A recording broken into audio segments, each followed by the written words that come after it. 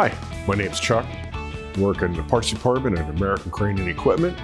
Today we're going to disassemble, inspect, and reassemble an electric brake and a Lodestar hoist. Let's get to it. Before removing the end cover, make sure you have the power turned off, and then remove the 4 screws for the brake end cover. Once the brake end cover is removed, visually look over the brake assembly, notice for any broken wires or anything odd and unusual, and then proceed to disassemble the brake assembly. For removing the brake assembly, you will need a 1/2-inch wrench.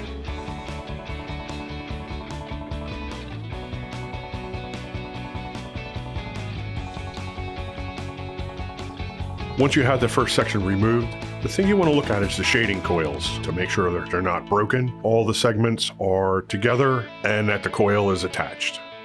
As you can see in this picture here, this unit is fanned out and it will actually cause a buzzing noise when the brake is energized. Please make special note of the spring arrangement and the flat washer on top of the one spring. When the reassembly is happening, you want to make sure that the springs go on the proper studs.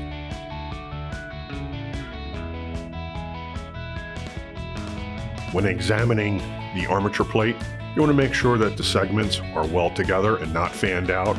Also inspect the welds for any cracks or deformities. This will be a problem down the line in the brake assembly. As you can see on this armature plate, the segments are fanned out, and just like the coil assembly, this will also cause a buzzing noise. When removing the brake disc, take special note to the splined area in the center of the brake disc for abnormal wear. Look at the brake material going around the brake disc on both sides, and also the thickness of the brake material.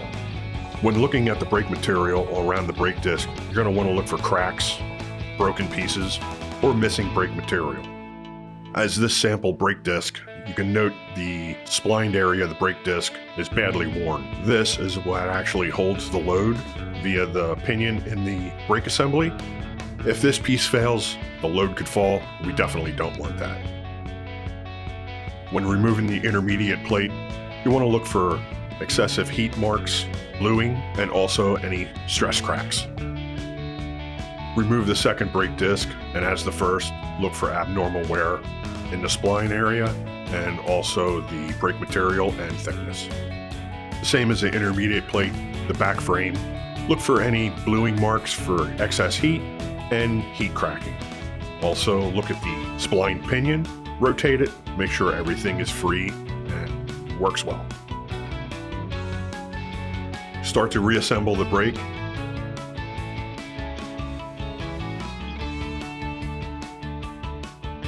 And take special note to the spring lengths and the flat washer to make sure that they go on the proper studs. Refer to the manual for the proper brake gap and adjustment for your particular brake. We've also posted a link to the digital copy in the description below.